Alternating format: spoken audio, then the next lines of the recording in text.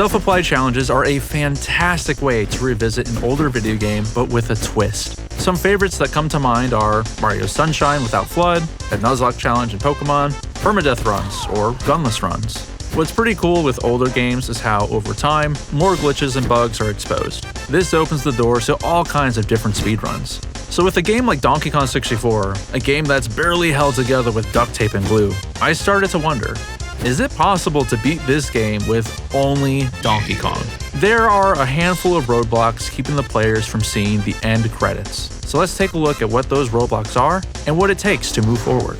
So to reach the end credits, players need to defeat King K. Rool. Before diving into that, let's back out a bit. The 8 boss keys are required to free K. Lumsy to initiate this animation and opening the door to the K. Rool boss fight.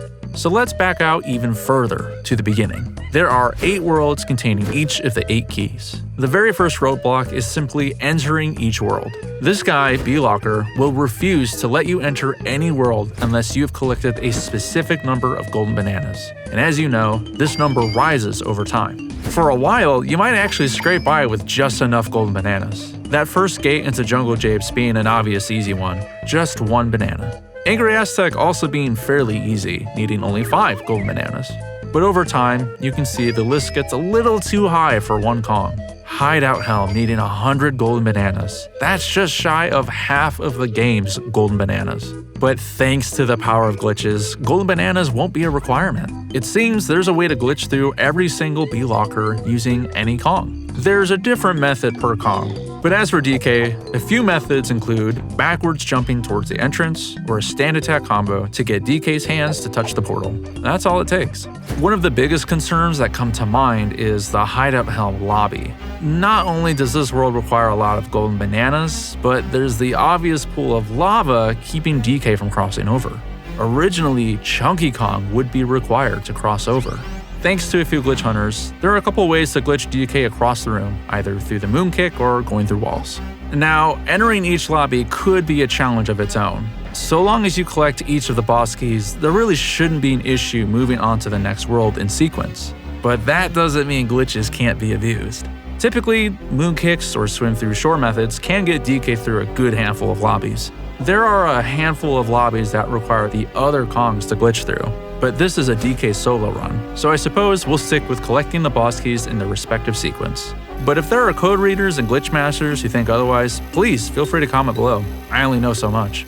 Alright, so now we're in a world. To get past the boss doors to fight the world's boss, we will be required to collect a specific number of colored bananas. Jungle Japes can actually be done with DK alone, seeing as how only 60 bananas need to be fed to Trofinskov. But you can already tell such a thing won't be achievable moving forward. Angry Aztec requires 120 bananas, and the number increases all the way up to 400 bananas for Creepy Castle.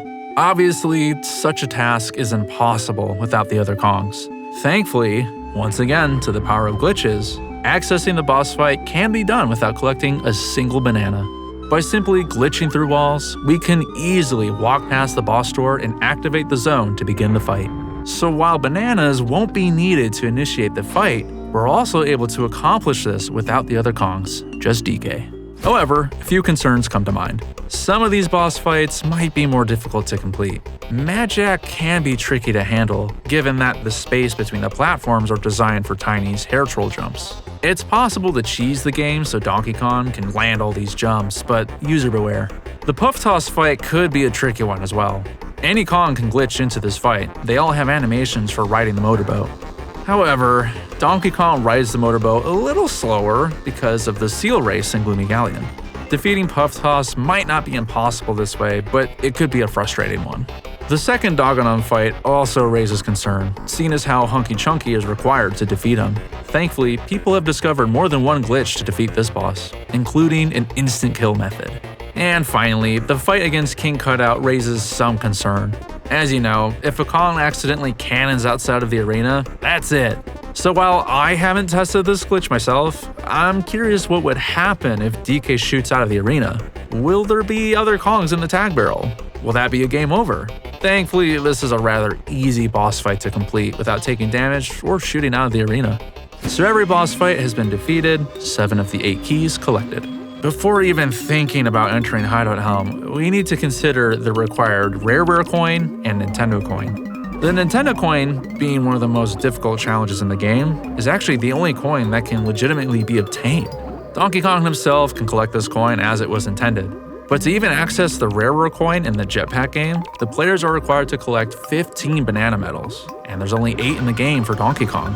Thankfully, these coins will not be needed to access that final boss key. Players can easily glitch through walls in Hideout Helm and reach the key, no problem.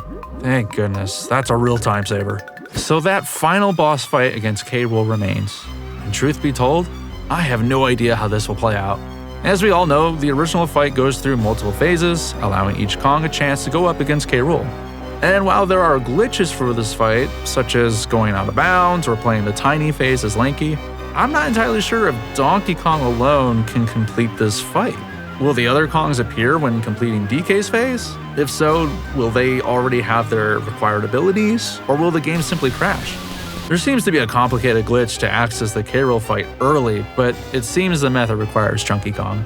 I'm no expert in glitches or reading code, and I'd love to attempt all of this myself if I had the time and skill set. So I guess my biggest question for the internet is simply, what happens next? Can this final fight be accomplished with just Donkey Kong? In theory, everything else leading up to it can and should work. But this final boss fight is the last thing keeping us from soloing DK64 with Donkey Kong. Thanks for watching. I did as much research as possible on the subject, and this video contains a lot of theories. I know there are players more talented than I, and folks who are better at breaking the game and understanding the mechanics. So if anything I said is out of line, or if I'm missing anything, please comment below. Also, if you're able to provide footage of Donkey Kong soloing the K. Rool fight, let us know in the comments. I'd love to see it. But what are your thoughts on this theory of mine? A lot of it essentially comes down to speedrunning the game, but you gotta love those glitches. Take care and see you next time.